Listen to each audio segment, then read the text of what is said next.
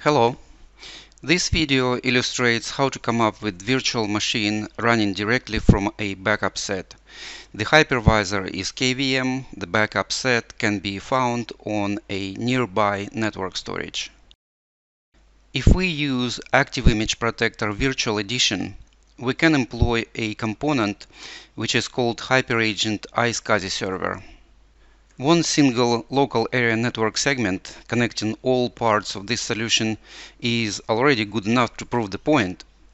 However, in real life, it makes sense to avoid possible bottlenecks and to allocate a capable LAN segment to each step of the process. We begin with ActiveImage Protector HyperAgent graphic user interface, going to iSCSI server, and finding a backup which will be served as an iSCSI target. Once we found a needed backup and selected a desirable time slice, we just click OK and the iSCSI target is active. We can also adjust LAN segment to which we serve this target.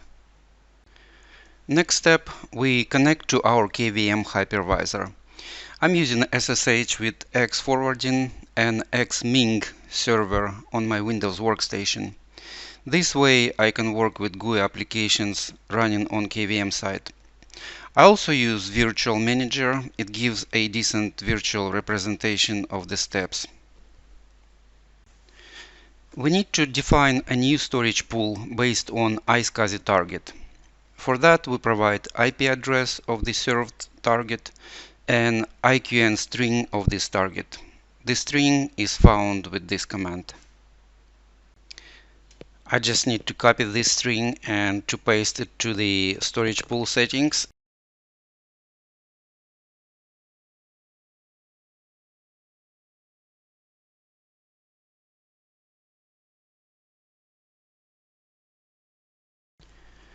There is only one volume in this new storage pool and it's marked as GPT, which means our new VM should be configured to boot as UEFI. On this page you can find instructions on how to add UEFI option for VMs to boot. We are moving on to creating and configuring our new VM. We can add our volume from newly created iSCSI storage pool, identify operating system, adjust amount of RAM, and we can tweak CPU later. Name our VM somehow, assign an existing network, or adjust all other settings once the VM is created. Here we make sure that firmware is set to UEFI since our volume was marked as GPT. Defining our CPU if we need to. This step is optional and we can do it in several ways. The boot disk should stay as SATA though. You can change it to SCSI or virt.io after you install the drivers in the booted machine.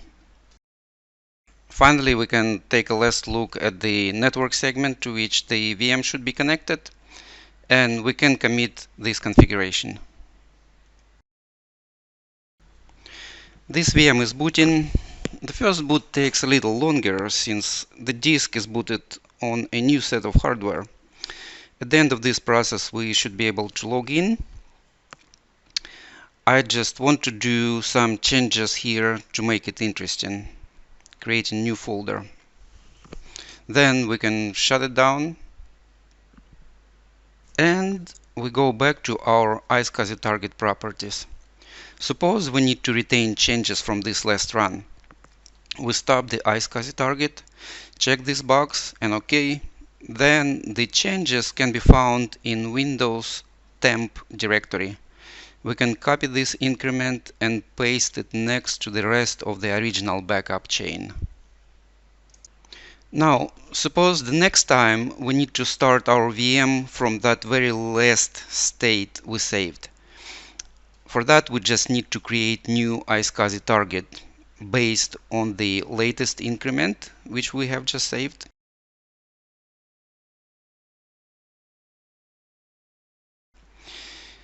We need to define a new iSCSI storage pool, sticking this new IQN string into these pool settings.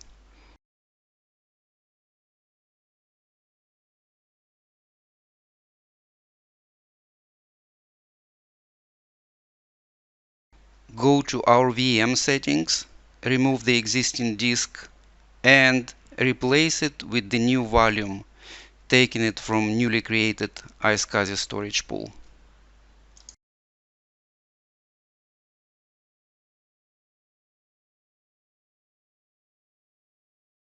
After this, we start the same VM, log in and find all our changes being there.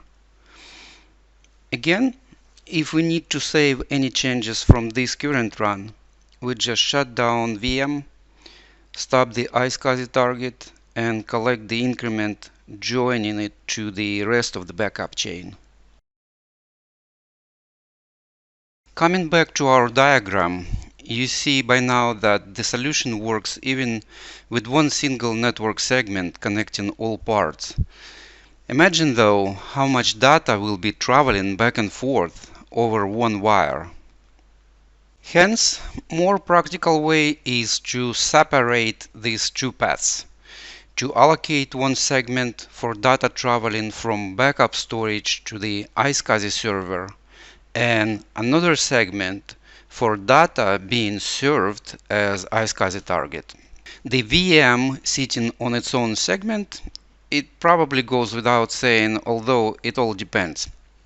Anyway, the more bandwidth you can give to data between backup storage and the VM, the more responsive VM will be.